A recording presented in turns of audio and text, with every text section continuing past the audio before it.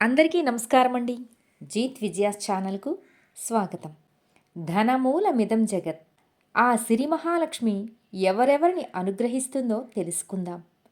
ఆదుకుంటే అందుతుంది సిరి.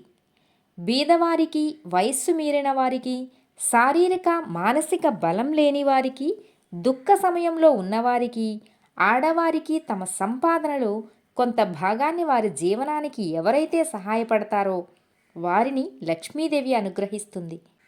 సమస్త పురాణాలు పరుల శ్రేయస్సుకి ప్రయత్నించడం మహాపుణ్యమని, పరుల్ని హింసించడం మహాపాపమని చెబుతున్నాయి. ఈ రెండు సూత్రాలు అనుసరించే వారిని లక్ష్మీదేవి వరిస్తుంది. దుఃఖంలో ఉన్నవారిని, భయపడిన వారిని, ప్రశాంతత కోల్పోయి ఆందోళన చెందుతున్న వారిని, జరగకూడనిది జరిగి భయపడి బాధలో ఉన్నవారిని, రోగంతో పీడింపబడుతున్న వారిని, దొంగతనం జరిగి ధనం పోయిన వారిని, దుర్వ్యసనాలతో దుఃఖితులైన వారిని చూచి జాలిపడి ఎవరు ఓదారుస్తారో వారిని సిరివరిస్తుంది. శ్రీరామచంద్రుడు తన రాజ్యంలో ఎవరికి ఏ కష్టం వచ్చినా ఆ కష్టం తనకే వచ్చినట్లు దుఃఖిస్తూ ఉండేవాడని శ్రీమద్ రామాయణం చెబుతోంది.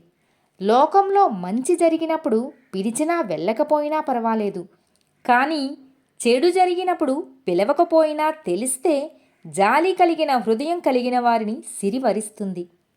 తనకు లభించిన మంచి పదార్థాన్ని తాను ఒక్కడే భుజించకుండా నలుగురితో కలిసి ఎవరు భుజిస్తారో, ఎవరు పరస్త్రీలను కోరకుండా తన ధర్మపత్నికే అంకితమవుతారో, అన్ని ప్రాణులయందు సమదృష్టి కలిగి ఉంటారో వారిని శ్రీదేవి వరిస్తుంది.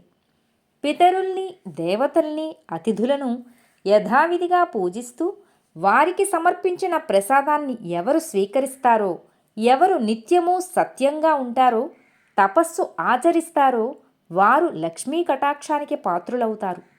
అతిథి సాక్షాత్తు మన పాపాల్ని హరించే శ్రీహరి అని సజ్జనులు తలుస్తారు. తనకు ఎదుటివారు ఏం చేస్తే బాధ కలుగుతుందో అటువంటి పనుల్ని మనం ఎదుటివారికి చేయకుండా ఉండాలి. ఇదే భూతహితమంటారు. ఇటువంటి వారినే సిరి అనుగ్రహిస్తుంది. సర్వేజన సుఖినో భవంతు.